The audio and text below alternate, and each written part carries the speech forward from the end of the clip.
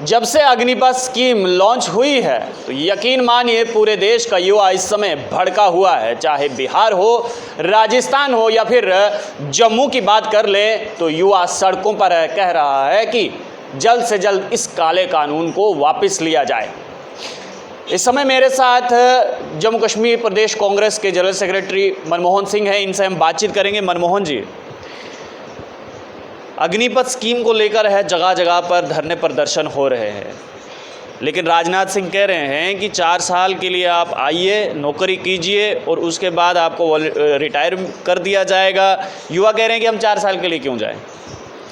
देखिए, पहले तो मैं आपके चैनल का स्वागत करता हूं कि आपने ये मुद्दा जो है, जो बेरोज़गार नौजवानों का मुद्दा उठाया है, तो मैं इसका स्वागत करता हूं।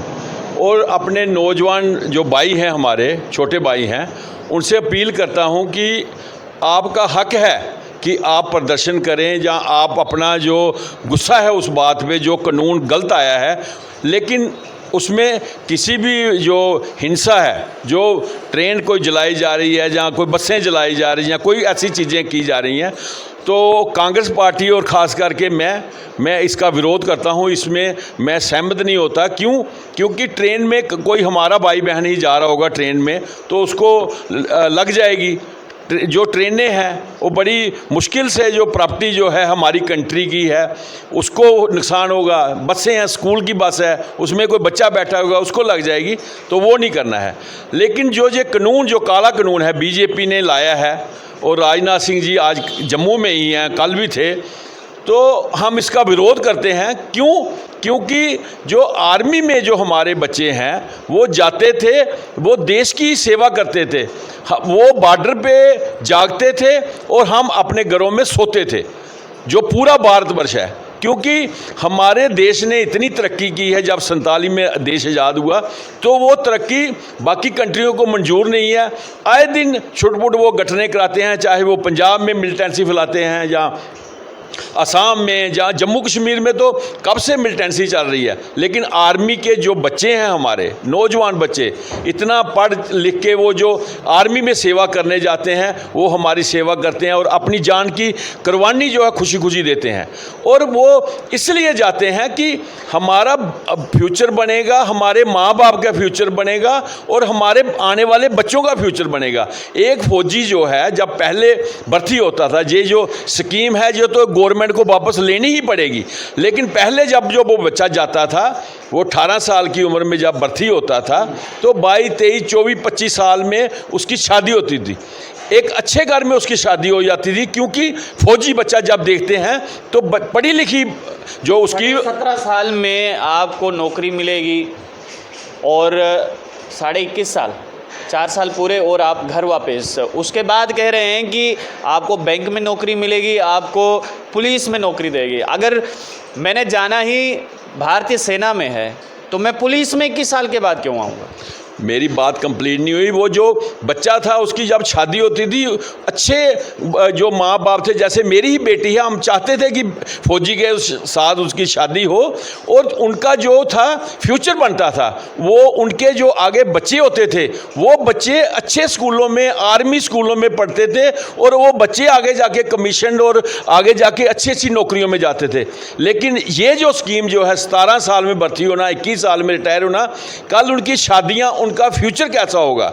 और ये लॉलीपॉप दे रहे हैं कि 12 लाख मिलेगा, 13 लाख मिलेगा।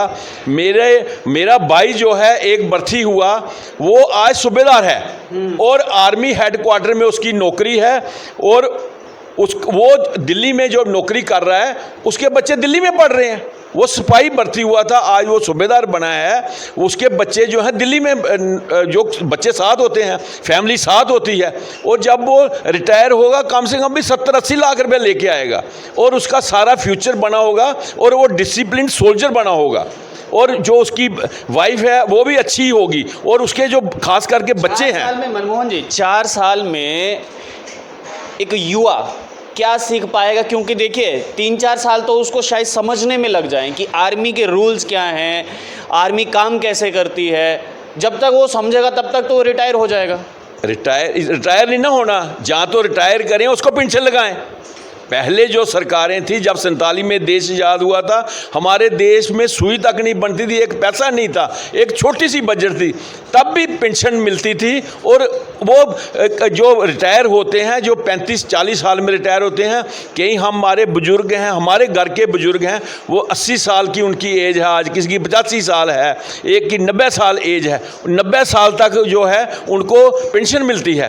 और वो कहीं घर में लाइबिलिटी नहीं होते हैं किसी की, क्योंकि घर में 2 बच्चे 3 बच्चे होते हैं, उनकी भी अपनी अपनी फैमिली होती है, लेकिन जो उसकी पेंशन मिलती है तो उसकी तरफ सारे देखते हैं। अगर कहीं वो फौजी जो है वो उनका स्वर्गवास हो जाता है, उनकी जो बेवा होती है 80 साल की 85 साल की, उसको भी पेंशन मिलती है। इंदिरा गांधी जी ने वो विडो पेंशन इनको लेडीज़ को पेंशन लगाई थी कि कल को जो फौजी होता है वो शहीद हो जाता है या स्वर्गवास हो जाता है तो उसकी धर्मपत्नी को मिलती है। और आज तक जो है लोगों की एज जो है 40 साल में जो रिटायर हुए हैं, 40 साल उनको पेंशन लेते हुए हो गया।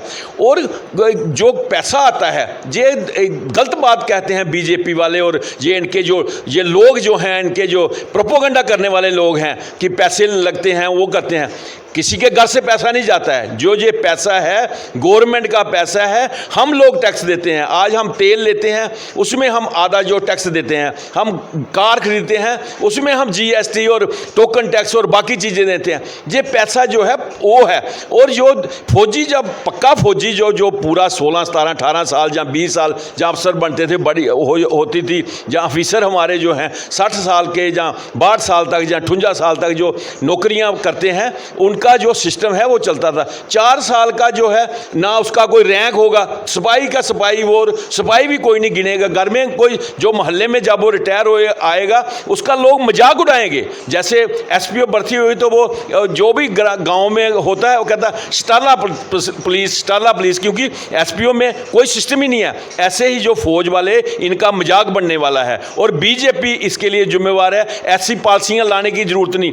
हाँ, ये जो बाहर की जो कंट्रियों का एग्जाम्पल देते हैं, बाहर की कंट्रियों की पॉपुलेशन है 20 लाख, 40 लाख, 60 लाख, वो इतनी, और उनका वो है कि पूरे लोग जो हैं उसमें घूमते हैं, 4 साल वो घूमते हैं। पॉपुलेशन क्या है? हमारी जो पॉपुलेशन है और हमारी इकानमी जो है कंट्री की, वो आर्मी पे है। इनको समझना चाहिए इकानमी जो है। क्यों? गांव में एक जो फौजी जब भर्ती होता है, उसकी जो फैमिली होती है पूरी की पूरी सिस्टम चलाती है, और पूरा जो इलाका है, दुकानदार है, उसको वो पैसे जब कोई चीज़ खरीदता है, जहाँ कोई मकान बनाता है, जहाँ कोई उसकी बेटे की शादी होती है, वो अच्छे घरों में शादी होती है। जो फौजी होता है उनके सबकी बच्चों की शादी जो है अच्छे घरों में होती है, क्योंकि वो एक डिसिप्लिन फैमिली समझ के लोग कहते हैं कि ये शरीफ फैमिली है। तो ये जो इनकी अपनी शादी नहीं होगी, इनकी अपनी शादी नहीं होगी। जो 21 साल में, 22 साल में, 25-26 साल से पहले हमारे हिंदुस्तान में एक रिवाज है कि वो शादी होती है, लेकिन 21 साल में जब ये रिटायर हो जाएंगे और ये बताते हैं कि कहीं उधर भर्ती हो जाएगा, कहीं उधर भर्तियाँ तो है ही कहीं नहीं।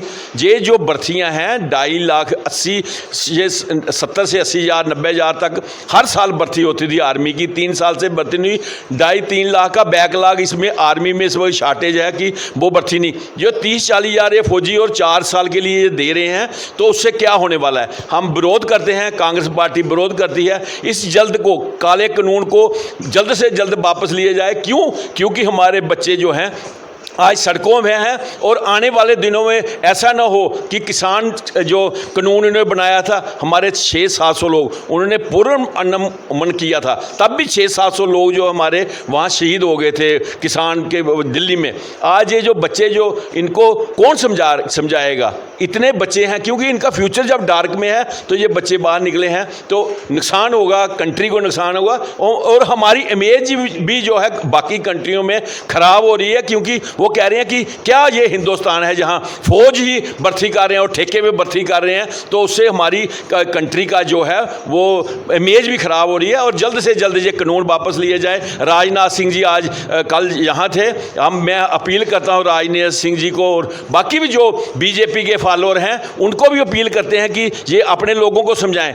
जहाँ तो प्रेस कॉन्फ्रेंस करें, रविंदर रैना जी प्रेस कॉन्फ्रेंस करें, जहाँ बीजेपी के लोग कहें कि हाँ जी बहुत अच्छा है। देखते हैं क्या हालात होती है इनकी गाँव में, जो बच्चे छोटे छोटे हैं वो इनकी क्या हालात करते हैं। ये सपोर्ट भी नहीं कर रहे, लेकिन यह है कि आने वाले दिनों में आपके माध्यम से मैं अपील करता हूँ बच्चों को कि वो शांत रहें, और गवर्नमेंट से और ये बीजेपी गवर्नमेंट को हम अपील करते हैं कि ये जल्द से जल्द ये कानून वापस लिया जाए और पुरानी भर्ती बात रखी जाए। हमारी फ़ौज की सेना जो है, मैं भी एक फ़ौजी का बेटा हूँ, हमें गर्व है। और हम गांव में हम रहते थे और मेरे फादर साहब फौज में भर्ती हुए, हम आज इधर जम्मू में हैं, शक्तिनगर में हैं, और हमारे बच्चे जो हैं आगे इतने पढ़े लिखे हैं, इंजीनियर भी हैं, मेरी बेटी डॉक्टर भी। 12 लाख रुपए देंगे रिटायरमेंट पे। 12 लाख तो साल की पे है।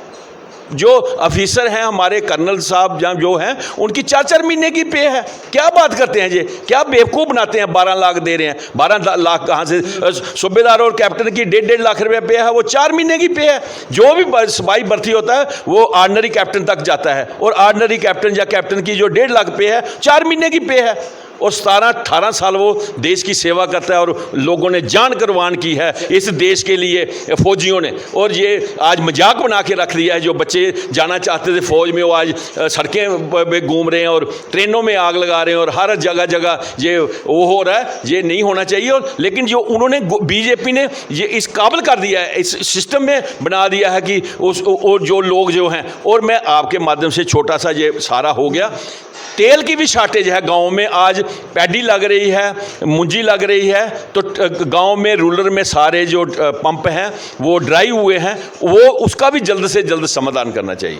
तो देखिए, मनमोहन सिंह कह रहे हैं कि भारतीय जनता पार्टी को जल्द से जल्द ये काला कानून वापस लेना पड़ेगा, क्योंकि इस समय पूरे देश में आक्रोश है युवाओं में, और वो आक्रोश महज इसलिए है क्योंकि 4 साल के लिए भर्ती किया जाएगा और उसके बाद 25% लोगों को 17 साल के लिए परमानेंट किया जाएगा और 75 को वापस का घर का रास्ता दिखा दिया जाएगा। आपकी इस बारे में क्या राय है? अपनी राय नीचे कमेंट बॉक्स में जरूर रखिएगा। आप लोग देखते रहिए टीवी नेशन न्यूज़। मुझे यानी देव ठाकुर को दीजिए इजाज़त। धन्यवाद।